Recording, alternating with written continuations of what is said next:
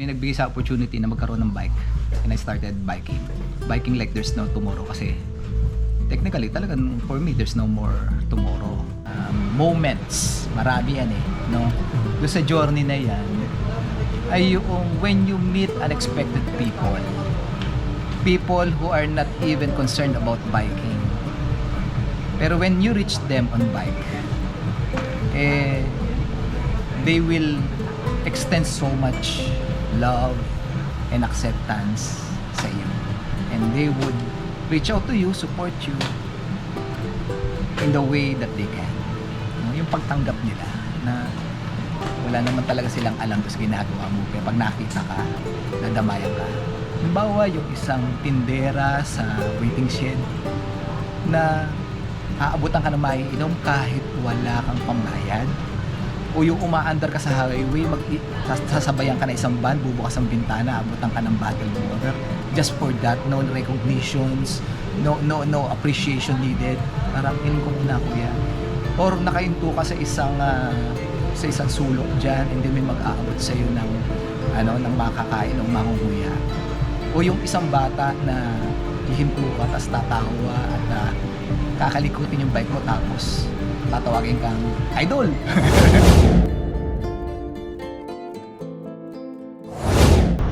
Alright guys, dito tayo ngayon Bike Sila. Nasa Bike Sila tayo ngayon and hindi natin inaakala to na makikilala natin si Sir. Ngayon ko lang siya may meet eh.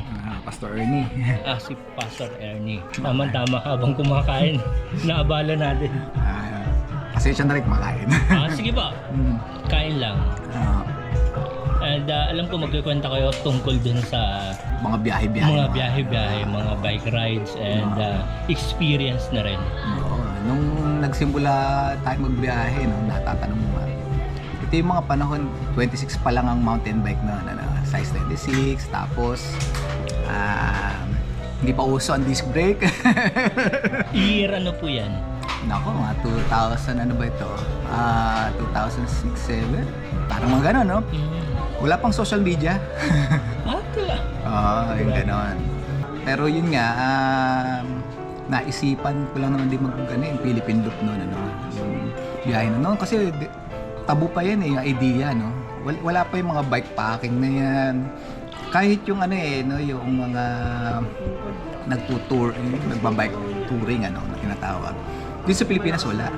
Actually, nung mga time nagsisimula kami nila doon dito sa Bike Sila, doon pa sa dating Bike Sila, nung araw pa yun, hindi namin alam kung anong pwedeng anong gamit eh. Ang bisikleta, wala namang mga gravel pa noon, wala mga pan-tour bike nung araw. Wala rin mga bags o yung mga gadgets. Wala, ang cellphone din noon, yung dipindot na Nokia days. At yung pan-document ko noon, yung Digicam na Nikon na AA battery. Tapos ilang shots lang ng laman ng memory nun no? Tapos minsan makukura pa. Ganon, yun yung masaklap, So, very Jurassic yung aking panahon nakakahiya. Sir, pakilala po uli kayo. Alam ko marami nang hindi nakakakilala sa inyo. Kahit ako as a first time na ngayon ko lang kayo nakilala. Oo nga malamang nga kung may matitira pa diyang mga ilan nakakakilala sa akin, yung mga OG yata tawag na ngayon doon, yung mga sinauna. Mas kilala nga ako sa tawag na Pastor Ernie, Katanghal. And nagsimula ako kasi way back na wala pang social media nung panahon yun wala pang masyadong mga gadget sa pagbabike at panahon yun nung simple pa, uso pa bakal at yung mga aluminum na mga bike mga ordinary pa rin at saka hindi pa uso noon ang disc brake na nagsisimula tayo. B-brakes yan, yung mga caliper, yung mga ganon. And yung nagsusot ng helmet tsaka nagsusot ng guwantes, tinatawag na astronaut pa nun Parang ganun, pinagtatawanan, kakaiba pagka naka-helmet ka na tsaka naka-guwantes kasi hindi pa uso naka-helmet. Parang isang advocacy pa yung pagtuturo ng pagsusot ng helmet. So, dumating kasi yung time nga na nagkaroon tayo ng medical condition, terminal case ako nun.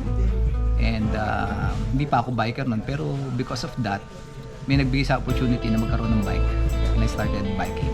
biking like there's no tomorrow kasi technically talagang for me there's no more tomorrow kasi terminal case. So I was biking, hindi ko alam yung pagbabike ko pala medyo hindi na rin pala normal sa karamihan kasi medyo malayo-layo yung binabike ko everyday, no? And through that, dahil nga ako merong advocacy rin, I'm a tribal missionary, then nagkaroon ako ng inspiration na madugtungan pa yung tulong na maibibigay doon sa mga advocacies ko ngayon, pagtulong sa mga katutubo. And nagkaroon ako ng proyekto na kailangan pondohan. So nung una, parang tabu yung idea diba? Parang paano magiging pondo yung pagbabike, no? But then there are some people around us in the biking community. May mga kasamahan tayo mga PMTV days pa Aba, tama po. Forum days pa no. May mga tsaka sa Firefly Brigade, may mga kaibigan tayo dyan. Kilala nila yung kung sino sila. In case Sa nila Firefly? Yes. yung mga kaibigan. Naka-attend ako once na nila, event. Oo, di ba? Mas consistent naman yan yung Tour of the Firefly, di ba? Sila yung nagpapasara na EDSA, di ba? Which is isa yan sa mga kumbaga sinusuportahan din natin ng araw. At nung maisip ko yung idea, sila rin naman yung mga nagbigay sa akin ng inspirasyon na sige, go for it, no? And then nandun din yung meron ding mga media personalities na wala akong gumagawa pa niya, wala pa kami alam gumagawa niya, kaya sige, coverage natin yan. So there's a TV and radio coverage at that time. So nakatulong na malaki yun kasi yung advokasya, yung purpose ba't gagawin yun ay mas kumbaga nagkaroon ng awareness yung mga tao na ito pala ay para makapagpondo ng pagpapatayo ng orphanage / dormitory ng mga katutubo, no? Ng mga batang katutubo, lalo na particularly dun sa Mindoro, mga mangyan. So ayun na nga, nung gawin ko yan, di malaman kung anong klaseng bike ang sasakyan kasi yan yung panahong mountain bike at road bike pa lang. Wala pa yung kung ano ng mga bike na yan no? Walang gravel, walang touring bike dyan, wala yan. Wala rin mga bags. Kaya mga panier pa. Wala, puntang Marikina, patahe. Imbento, paano ba yun? Naalala ko noon, mga time nun, kami ni Ado, no? Yung dating manager dito sa Yes. Ano ba? Saan ba tayo kukuha? Saan ba source ng ng bag? Ano ba tawag doon? Wala kami idea. Ikot sa Cartimar. Wala dyan. Cartimar days pa no? Sa Quiapo, wala. Tapos, eBay. eBay. Ganon. Tapos naghahanap pa kami ng sino ba yung mga nag-world tour, mga ganyan, nakabike, bike touring, ano ba yun? Kung may idea. So dito kung gagawin yun, set up. So nandoon yung nagpapamodify, nagpapamachine shop, ng mga clamp, ng everything para lang ma-set up yung bisikleta na tutugma sa bike touring. Wala rin naman tawag na bike touring kasi there's no such thing pa nung panahon yun Then how am I going to do about? Paano ko i-mapping yun? Paano i-monitor? Paano So, walang GPS, walang mga gadget, ang mga cyclometer nun, cat eye days pa yun, wired pa. And then meron palang wireless pero common pa rin yung wired. Pero yung pang navigation, paano? So, we work on bumibili lang ako ng mapa sa bookstore, yung parang pahabang gano'n na mapa, Philippine map. Tapos nakalagay na doon yung bayan-bayan, mga kalsada, mga ruta. Then inaaral ko lang saan ba pwede bisikleta, saan hindi pwede, tapos ano yung bayan magkakasunod. Tapos sinusulat ko sa yellow pad, itong bayan na to, kilometers, susunod na bayan, kilometers, susunod na bayan, kilometers. So in a day, kung meron akong projected distance, kunyari distance ko is 100 to 120, then makikita ko na dapat pagdating sa bayan na to, dapat wag na ako lalagpas. Dito na ako papabot ng gabi. Dito na mag-stay, gano'n. Pero ang tinitingnan ko lang, yellow pad lang. Wala. Tapos ang mga pan-document, ang video cam kasi noon, yung handycam Sony, yung mga ganon. Wala pa yung maliliit mga compact. Ang cellphone kasi noon, Nokia days, yung pang may pindutan, pang text lang. Or pager, parang ganon. Pager days no? So, ang pan-document ko is yung digital cam ng Nikon na yung bang ilan shots lang yon, tapos AA battery, yun lang. Tapos pag na-corrupt yun, tapos ka pa. Hindi mo na maulit yung moment, pero iyak ka na, di ba? So, wala pa social media noon. Forum days pa kasi yun eh. So, hindi mo alam kung paano mo i-share yung experience mo. Siguro yung downside nung noon eh, no? Parang na minsan pag nakikita ko nga yung mga katulad mo, sir, na Sir Jay, na bumabiyahe na do-document ng maganda, no? Very inspirational yung mga documentaries mo. Eh, minsan nahingkit din ako, ganda sana noon, may ganun na rin. May drone shots pa ngayon, mga drone pa ngayon. Oo, may mga 360 pa ngayon, mga ganun. Nung araw talagang kulang na kulang din eh.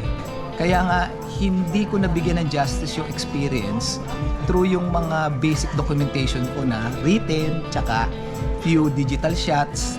Limitado pa kasi pag naubos na yun, ang haba ng biyahe mo, kung Philippine Loop yan, eh, kailangan may papagsesibang ka ng ang laptop pa nun, hindi mo madadala kasi wala kang paglalagyan, Tapos ang karga ko nun, mga 25 kilos, gano'n. Pero laking tulong nga ng bike sila sa akin. Sa experience niya, kasi sila yung, kung saan ako kunyari abutin ng sira ng pyesa, nasa probinsya ako nun. Ay, pa nun, JRS pa yata yun? Oo, yun sa delivery.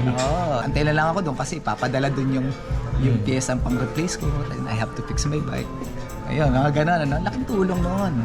Nadagdagan na rin yung capacity ko to ride. Pero totoo yun, if not for those people behind, hindi rin naman ganun kasimple lang din talaga yung mag-ikot ka ng lalo na yung ikutin mo, itong Pilipinas, archipelago to eh. Diba? Yung magpalipat-lipat ng isla, magtawid tubig ka, gastos yan, di ba? Extrang gastos yan eh, hindi ganun kasimple yan eh. So, yung mga taong nasa likod para magawa mo yan, plus, ma-meet mo yung objective mo, yung advocacy mo, at makita mo na may napundar eh. Yung, alam mo, yung nagbunga, may nakatayo, na until today nakatayo, na binungan ng pagpadyak mo, eh, priceless yun, priceless talaga. Malayong-malayo yung karanasan ko siguro, kasi mas malalakas na yung mga biker ngayon. Kung yun, nagpipigure out nyo yung lakas nyo dati sa lakas ng mga nagbibisikleta ngayon, parang yun yung nakukumpara nyo. Tama ba? Siguro, yes. Kasi nakikita ko ngayon kasi minsan they can hit it faster. Yung distance, they can cover certain so-and-so distance faster. Tapos, nakaka-segway pa kung saan pa, di ba? Tapos, mas marami silang kayang gawin eh. Kung bagay sa akin, yung simplified version eh, no? Siguro yun yung kaya bilib din ako sa mga biker ngayon. Tsaka marami na sila. Kasi noon, makikitang minsan nga nakakakita pa ako na nagbabike tour sa karanasan ko nung araw. Japanese na nagbabike tour sa Pilipinas. Ano kaya puti. Kunyari nandun ako sa mga remote makakakita ako. Pero napapahiya ako. Pag nakita ko sila, bakit? Kasi yung bike nila pang bike touring. Tapos yung mabag sila parang waterproof na. Sa amin lang sa probinsya nakakita ko kapon na nag-Philippine Loop siya. Yun yung na-experience kong isang maliit pa ako noon. Natulog lang siya sa elementary school dun sa amin. Nagpalipas siya ng oras. Yung mga foreigners. Ibang lahi pa. Nung araw, yun ang wala akong ma-encounter na kapwa Pilipino na gumagawa ng ganon. Pero di ko na sinasabing nag-iisa ako kasi parang mayroon din. O baka nga nauna pa sa akin, pero wala lang kwento lumabas. Di ba? Pero ako, nung ginagawa ko yun, wala akong na-encounter kasi hindi pa nga ganun katanyag o kapopular yung bike touring o bike packing. Wala pa kasi nung panahon yun eh. Kaya pag nakakita ako, tatanguan lang kami. Foreigner, may nakita pa ako, Espanyol, couple, may ganun, may picture ako sa kanila. Tapos naglalaway ako kasi, wow, ang gaganda ng mga panir, ganun. Sila, may mabibili sila sa ibang bansa. Ako, mga lang, makeshift lang, mga, alam mo yung tinahilang, tapos improvise. Backpack na nilagyan ng sabit, hindi ganon. Iba naman, meron naman mga, may topic na nun eh, pero maliliit, tsaka hindi pa rin ganun kaganda yung setup eh. Pero salamat pa sa Diyos, kasi tulong yun eh. Yun yung yung nagpaganda doon sa karanasang yun, yung bang purpose-driven ride na tinatawag. Yung bang you do this with a higher reason or purpose. Kasi minsan alam mo pagka yung bumabiyahe, papadyak somewhere nag-hit ka ng wall eh. Yung bang parang may inner voice na nagsasabi sa'yo, ba't ka ba ginagawa ito, di ba? Lalo yung medyo laspag ka o you are in the middle of nowhere, no man's land, yung parang gano'n, ano? Yung bang, Nababahala ka rin. yung bang nasa highway ka, bukid, kaliwat kanan, tapos walang dulo. Yung ganong kalsada, di ba, pagka bumabiyahe, yung karanasan natin pag sa biyahe. Tapos parang pagod ka na rin, nauuho ka, wala, di mo alam kung ano yung next na masisilungan mo, nakabilad ka, everything. Ito ginagawa to.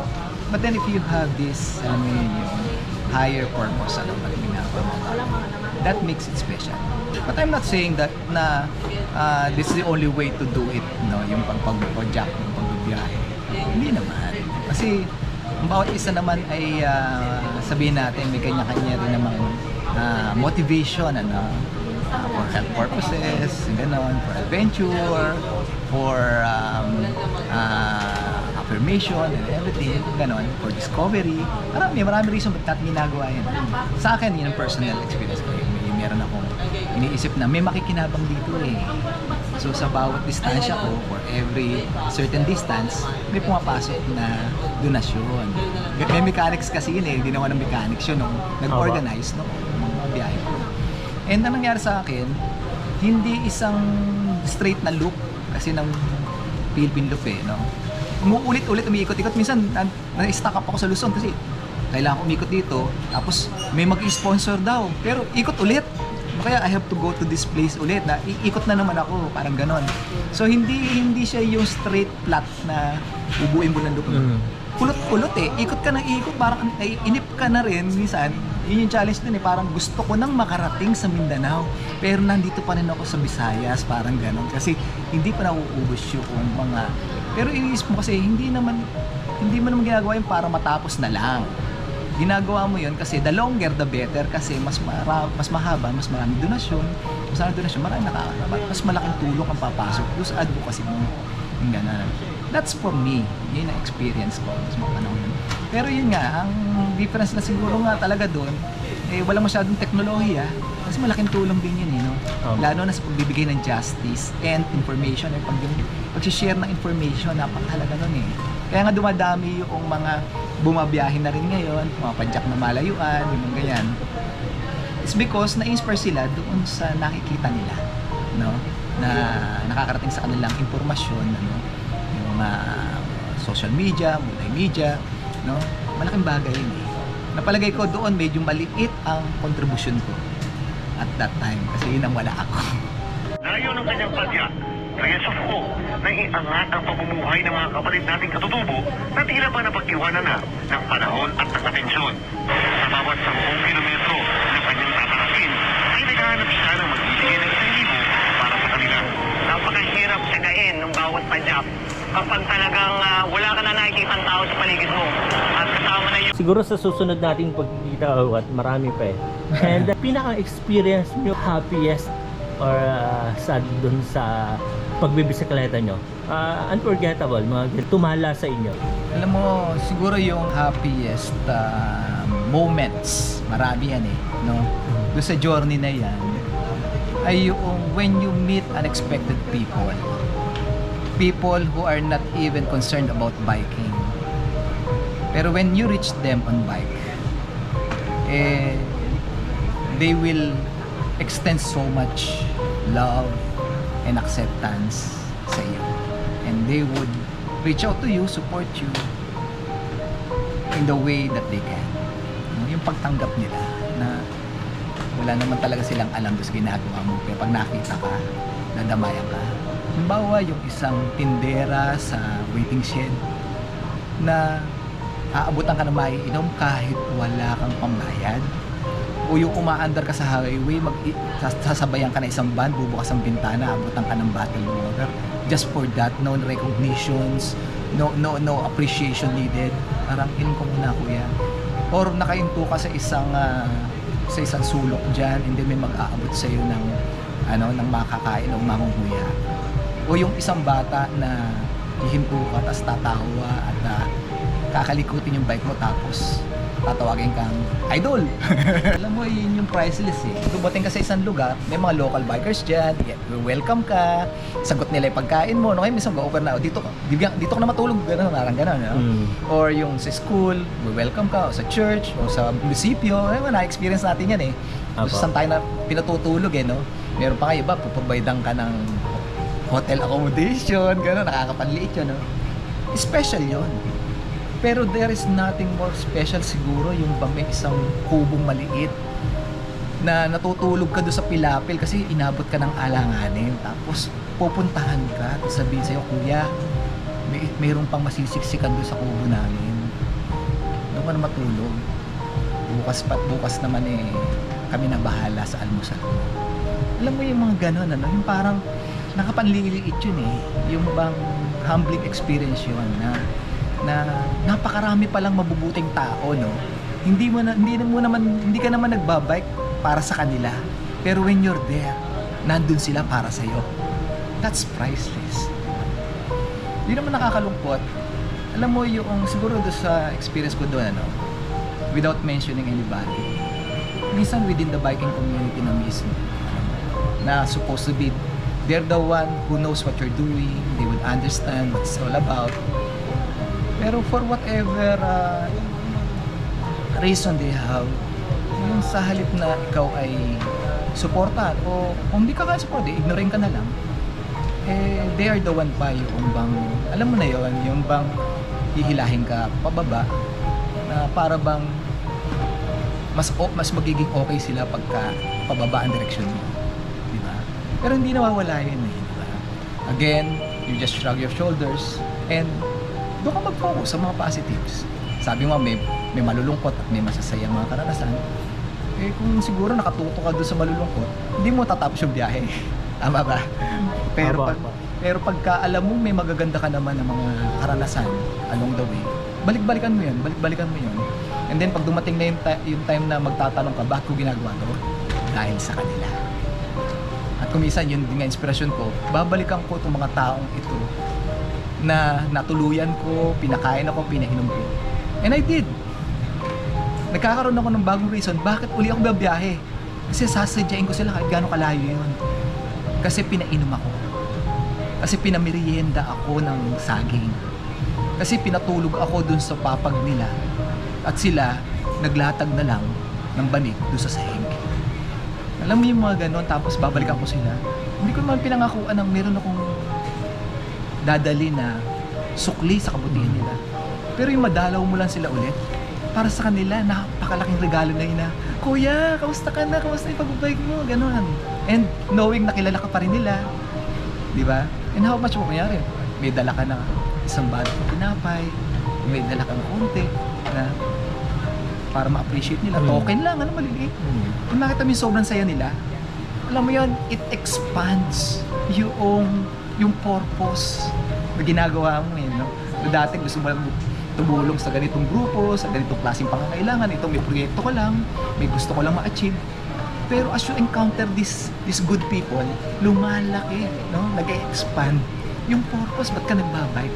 Kasi may babalikan kang magandang alaala, may babalikan kang magandang kwento, and you want to continue the story. And you build relationship with them. Na ngayon, nakabike ka o hindi, pag nagawi ka sa lugar na yon, maaalala mo sila or pwede mo silang bisitahin. That's beautiful. That's beautiful. Yes. Thank you very much po sa napaka-inspirational and by experience eh. Yun talaga yung nasabi niyo na experience niyo lahat yon. Oo, syempre. Mga malilit na kwento lang naman yan. No? Hindi naman napaka-engranding mga karanasan, pero maliliit pero totoong kwento ng isang nagbabike, di ba? Isang nagbabike sa iba't ibang lugar. Thank you po for sharing, and sa susunod po alam ko marami pa yung kwento eh. From start pa lang tayo. Scratching the surface. Sir, maraming salamat. Salamat din, Sir Jay. God bless.